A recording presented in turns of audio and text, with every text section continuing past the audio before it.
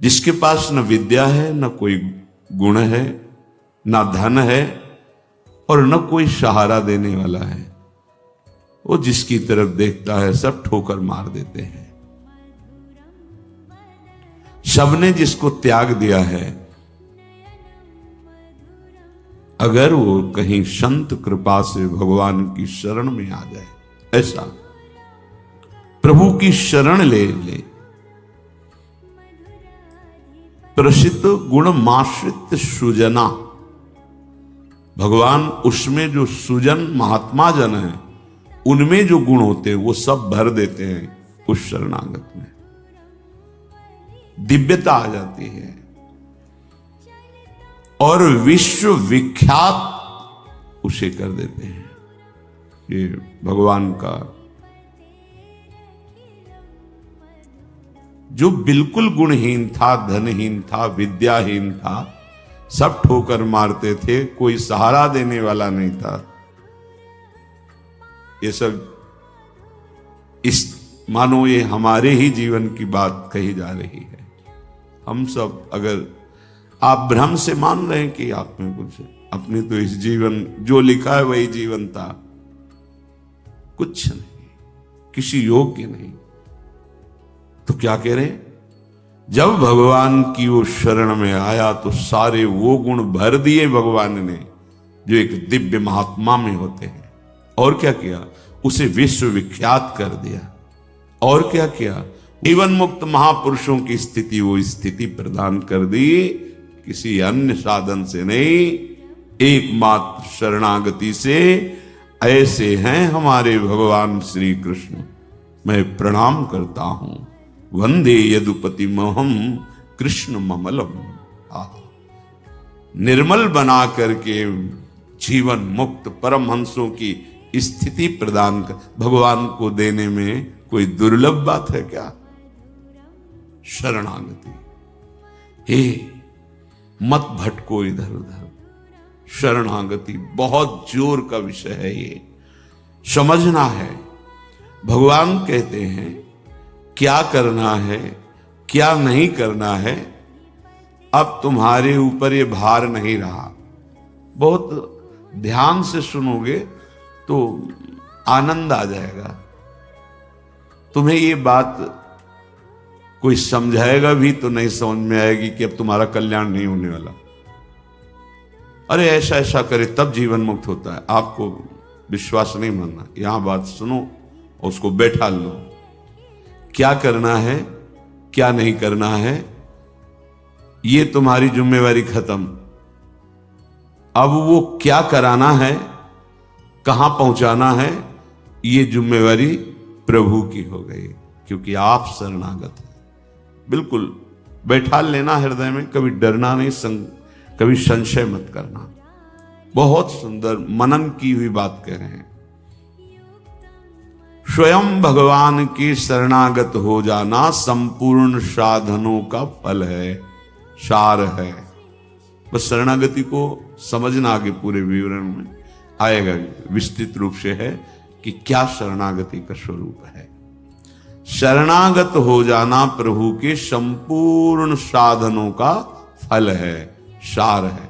जैसे भक्ति के 9 विशेष स्वरूप हैं, श्रवणम, कीर्तनम, स्मरणम, विष्णुपाद सेवनम, अर्चनम, वंदनम, दास्यम, सख्य।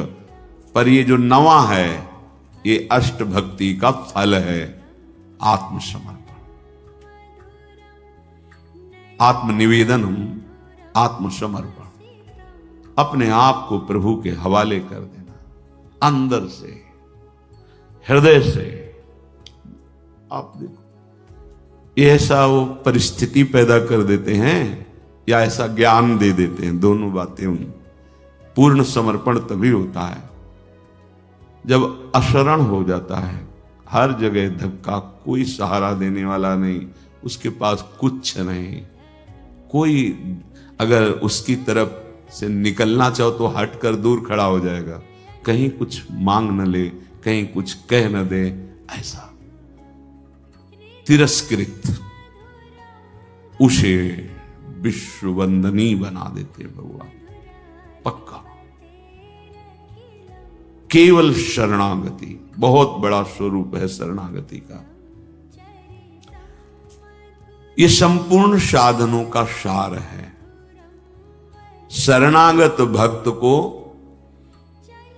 अपने कल्याण के लिए कुछ भी करना शेष नहीं रहता। सुनते जाना। जैसे पतिव्रता शरीर श्रृंगार करती है पति के लिए, पूरे ग्रह की टहल करती है पति सुख के लिए, उसकी एक एक चेष्टा केवल अपने पति के लिए होती है। यहां तक कि वो पूरे कुटुंब का, वो पुत्र पुत्री सबका पालन पोषण केवल पति प्रसन्नता के लिए करती है। ठीक बस ऐसे ही शरणागत का स्वभाव बन जाता है। उसकी शरीर की सारी चेष्टाएं प्रभु को समर्पित, सारी इंद्रियों की चेष्टाएं प्रभु को वो शरणागत है।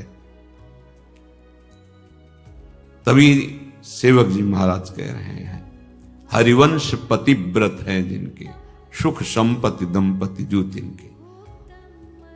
वृंदावन में विराजमान सहचरियों के मध्य में प्रिया प्रीतम के प्रति जिसका ऐसा अनन्य भाव, बोले उसको निश्चित प्रिया प्रीतम प्राप्त होते हैं, उनकी सेवा उसको प्राप्त। ये बहुत बड़ी बात है। ज्ञान निधि, वैराग्य निधि, बड़े बड़े महापुरुष जब थोड़ा सा रस का श्रवण हुआ तो आकांक्षाएं जागृत हो जाती हैं। हरिराम व्यास जी जिसे पद में कह रहे हैं, किशोरी तेरे चरणन की रज पाऊं, बैठी रहूं कुंजन के कोने, श्याम राधिका गाऊं। जो रज शिव सनकादिक याचत, जिस रस के किनका को श्रवण करके याचना करते हैं कि अगर रज मिल गई तो प्रेम मिल जाएगा, प्रेम मिल गया तो प्रिया प्रीतम मिल जाएंगे। ज्ञान समुद्र है भगवान शिव, ब्रह्मा जी परम ज्ञान समुद्र हैं। संपूर्ण सृष्टि का सृजन ज्ञान विज्ञान उन्हीं की तो देन है।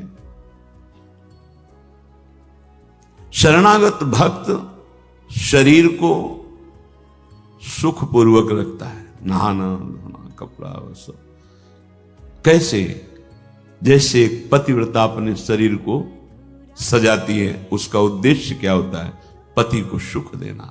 पति देखेगा प्रसन्न होगा। ये हमारे परम पति का दासत्व है। गर्व से जैसे वो मांग भरती है, मंगल सूत्र धारण करती है, ऐसे ये तुलसी जी ये हमारा मंगल सूत्र है हमारे प्रीतम परम पति के लिए। ये जैसे ये हमारा सुहाग है। भरे किसी के एक प्रीतम होते हैं तो ठसक में घूमती है, हमारे तो दो दो प्रीतम, प्रिया और प्रीतम दोनों, बिहरत दो प्रीतम कुंज, ये हमारे दो हैं। उस शरीर को लेकर के कि जैसे कोई बाहरी देखे पोशाक धारण किए हुए, खुशबू आ रही उसके शरीर से, इत्र लगा हुआ है स्वामिनी की प्रसादी, और पान पाए हुए स्वामिनी का पान प्रसाद। जैसे हम पात्र मार्जन करके श्री जी की सेवा में लगाते हैं, अब ये शरीर श्री जी की सेवा का पात्र है। मैं करके भोगों में उतारना निंदनीय है, त्याज्य है, लेकिन श्री जी को समर्पित ये शरीर, चाहे गृहस्थ हो चाहे विरक्त, अब वो उसी तरह से प्यार दुलार लायक है जैसे हम ताम्र पात्र को मार्जन करके पवित्र स्थान में ऊंचे पे रखते हैं। क्यों? क्योंकि ये श्री जी की सेवा में आएगा, तो ये श्री जी की सेवा पात्र हो गया। शरणागत का चिंतन कैसा होता है? इसीलिए तुम बाहरी त्याग तो देख सकते हो, लेकिन आंतरिक समर्पण नहीं देख सकते हो। जो प्रभु के शरणागत हो जाता है उसकी कोई जाति नहीं होती, उसका कोई गोत्र नहीं होता, कुल नहीं होता उसका कोई, उसका वही कुल होता है, वही जाति होती है, वो गोत्र होता है जहां समर्पित हो जाता है। लोक में देखो थोड़ा सा समर्पण, अन्य गोत्र कुल की कन्या जब अपने पति को स्वीकार करती है तो पति का गोत्र और कुल उसका हो जाता है, फिर उसका अलग से नहीं बना, अलग तो वो समझ नहीं पा रहा इसलिए नहीं, एक ही वो कोई और रहे कुल में, उसका गोत्र अलग है उसकी, और वो जब पति को स्वीकार हुई तो पति के गोत्र में गोत्र मिल गया, पति के कुल में कुल मिल गया, अब उसका अलग से कुल गोत्र नहीं। जैसे नदियां जब अलग रहती हैं तो नाम अलग होता है, जब समुद्र में मिल जाती है तो एक ही शब्द हो जाता है समुद्र, ना नदी का नाम रह गया ना रूप रह गया। ऐसे ही प्रेम समुद्र प्रियालाल के शरणागत का गोत्र प्रियालाल है, कुल प्रियालाल है, जाति प्रियालाल है। इसीलिए हमारे प्रियालाल की शरणागति में कभी किसी से नहीं पूछा जाता आपका गोत्र क्या है, कुल क्या है, कौन सी, हमेशा आप हमारे प्रभु के अंश हो, प्रभु के शरणागत होना चाहिए, शरण होइए, बिल्कुल समान व्यवहार आपके साथ होगा, उसमें थोड़ी भी व्यवहार में कि आप इस जात के हैं तो आप इस सेवा में नहीं आ सकते, नहीं। देखो ना, किसी का परिचय नहीं कि आप किस जाति के हो, किसी का परिचय नहीं, 10 वर्ष से आप सेवा में हो, किसी का परिचय नहीं, ये यहां मात नहीं, मात है आप प्रभु के हो, बस प्रभु के हो के अपने जीवन को प्रभुमय बना दो। सेवक जी महाराज कहते श्री हरिवंश सुगोत कुल देव जाति हरिवंश। हरिवंश का तात्पर्य वृंदावन में विराजमान सहचरियों के मध्य में प्रिया प्रीतम, यही हमारे गोत्र हैं, यही हमारे कुल है, यही हमारी जात है, यही हमारी साधन है, यही हमारी सिद्धि है। श्री हरिवंश सुगोत कुल देव जाति हरिवंश, श्री हरिवंश स्वरूप हित रिद्धि सिद्धि हरिवंश, सब कुछ प्रिया प्रीतम। ऐसे ही प्रभु के चरणों में समर्पित जो हो जाता है वो निश्चिंत हो जाता है, निर्भय हो जाता है, निशोक हो जाता है, निशंक हो जाता है। उसके हृदय में किसी भी तरह की कोई चिंता, भय, शोक ये नहीं रह जाता है। पर ये होता वही उसी को है जो संपूर्ण आश्रयों का त्याग करके एकमात्र भरोसा ले लेता है प्रियालाल का, प्रभु का। अब ध्यान से सुनना, जब प्रभु के आप आश्रित हो गए तो अब तुम्हारे अंदर ये चिंता, ये शोक नहीं होना चाहिए कि अभी मेरे अंदर तो भाव सुधरे नहीं। बहुत सुंदर विषय है, हमें कोई उन्नति तो दिखाई दे नहीं रही है, हमारा शरीर भी समर्पण किसको कहते हैं, शरणागत किसके हुए हो, किस बात के शरणागत हुए हो, ये देखो। शरणागत का प्रधान साधन भगवत प्रेमी महात्माओं के संग से ये होती शरणागति। हनुमान जी नाम जपते, भगवत आश्रित, ऐसे नाम जापक भगवत आश्रित विभीषण जी ने जब हनुमान जी को देखा, उसी समय निश्चित हो गया कि प्रभु ने मुझे स्वीकार किया, और उसी समय से नींव पड़ गई कि अब प्रगट में प्रभु की शरणागति हो जाएगी। नहीं तो साधन तो चल ही रहा था विभीषण जी का, लेकिन शरणागति की बात नहीं थी। परम नाम जापक, परम आश्रित हनुमान जी के दर्शन संभाषण से हृदय प्रफुल्लित हो गया कि प्रभु मुझको भी स्वीकार कर लेंगे। अंततो गत्वा विभीषण की शरणागति पुष्ट हुई, भगवान स्वयं स्वीकार किए। शरणागति होती ही संत कृपा से है। अगर महापुरुषों का संग न मिले तो यहां तक पहुंच ही नहीं हो पाएगी, विविध साधनों के जाल में फंसे रहोगे।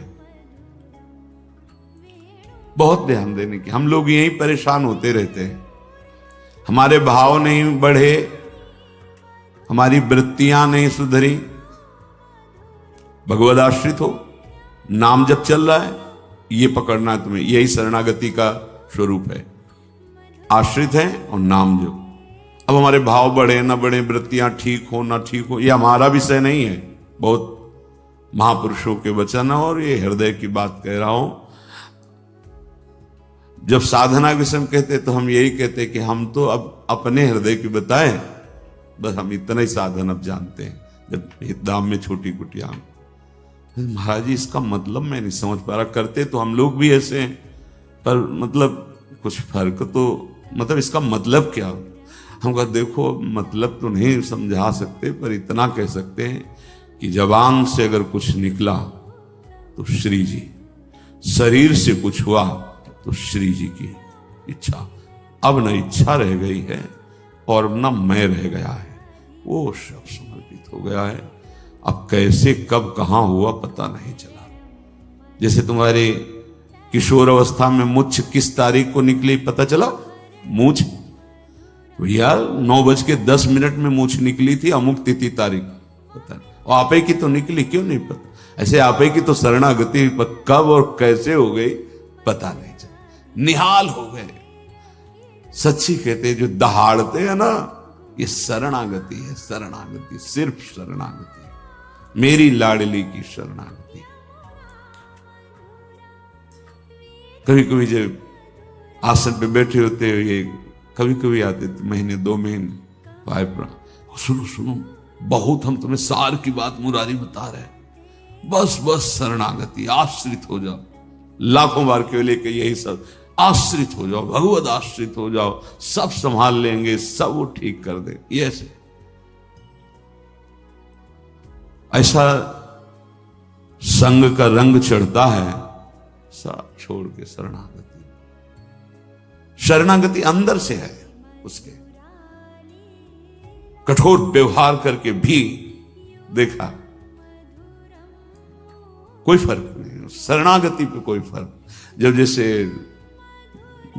अब तो महाराज जी आपके ऊपर नाराज है, इससे हमें भ्रम में नहीं डाल सकते। हमारे जो कहेंगे जैसे कहेंगे, तो सब छोड़ो इधर, या नहीं प्रवेश, ऐसे नहीं, वैसे वैसे वैसे। शरणागति को समझ जाए तो फिर कोई भय नहीं रहता। अब हमारी जिम्मेवारी कि हमारा मन कहां जा रहा है, हमारी चित्तवृत्ति कहां जा रही, हमारी स्थिति क्या है। आप देखो प्रभु, आप देखो, आपका समय है। मस्ती ना आ जाए उसी क्षण मस्ती आ जाएगी। आप देखो, ध्यान से देखना। यदि तुमने संपूर्ण आश्रयों का त्याग करके, तो ये संपूर्ण आश्रयों का त्याग होता ही है केवल संत से, पढ़ने लिखने से नहीं होता। अपने आप जो शरणागति का स्वरूप आएगा वो संत संग, सर्व संगोपहो ही माम, समस्त संगों के त्याग कराने की सामर्थ्य सिर्फ सत्संग में है, सिर्फ सत्संग में। बिना संत महापुरुषों के ये शरणागति नहीं होती। पर ऐसे संत भगवान की कृपा से मिलते हैं जिनका एक भरोसा, एक बल, एक आस विश्वास केवल प्रभु से है। बहुत मुश्किल को एक पाव भगत जी में मूरी, ऐसी शरणागति किसी किसी के हृदय में प्रकाशित होती है।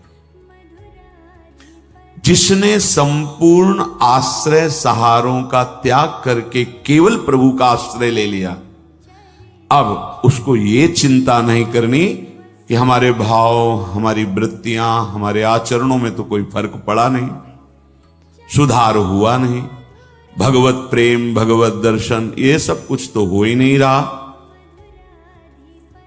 हमें लगता है कि भगवान ने स्वीकार नहीं किया क्या?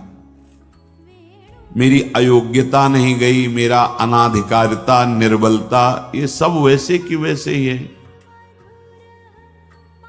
तो यदि तुम्हारे अंदर इनकी चिंता है और भय है तो वास्तविक तुम शरणागत नहीं हुए। तुम्हें कोई चिंता इनकी नहीं करनी, कोई भय नहीं करना, कारण कि तुम प्रभु के अनन्य शरणागत हो गए हो। बड़ी मस्ती का विषय। कमी है तो वो प्रभु की है, तुम्हारी नहीं है। यही तो ठसक होती है, यही ठसक होती है। अब सुधार करना तुम्हारा काम नहीं, और सुधार भी नहीं सकते, पक्का बात है। करोड़ों कल्प तक हम सुधारते रहे, नहीं, सच्ची बात है। बहुत प्रबल भगवान की माया, एक क्षण में कहां से कहां चित्तवृत्ति कहां से कहां पहुंच जाता है मन। लेकिन ये जब सुधारते हैं तो तुमसे सच्ची कहते हैं, ऐसी स्थिति प्रदान करते हैं, रुचि शब्द का ही लय हो जाता है। कहीं कोई रुचि नहीं, कहीं कोई, यहां से लेकर ब्रह्मलोक तक कोई रुचि नहीं। वो अपनी सामर्थ्य नहीं होती, इनकी सामर्थ्य, ये देते हैं, स्थिति देते हैं। तभी तो आश्चर्य होता है कि कल तक तो ये ऐसा, आज ये ऐसा कैसे हो सकता है? कल हमने देखा ऐसा, और आज ये कैसे ऐसा? अरे वो एक क्षण में, बस यही शरणागति का। तभी समाज को, व्यवहारी लोगों को विश्वास नहीं होता। ऐसा भी हो सकता है क्या? बड़े बड़े महापुरुष जैसे नरसिंह मेहता, इन सबको ऐसा कैसे हो सकता है? ऐसा कैसे हो सकता है? ये पता नहीं कि वो शरण में किसकी हुई है। कर तुम, जो हो सकता है वो भी हो ही जाएगा, अकर तुम, जो नहीं हो सकता वो भी हो जाएगा, जो बिल्कुल नहीं हो सकता वो भी हो जाएगा। जैसे सुई के जहां धागा डाला जाता है छेद में, बड़ी मुश्किल से धागा जाता है, वहां से अनंत ब्रह्मांड पार कर दें, उनको कहते हैं भगवान। कर तुम अकर तुम अन्यथा कर तुम सर्व समर्था सा ईश्वरा। विश्वास करो जिनकी तुम शरण में हो।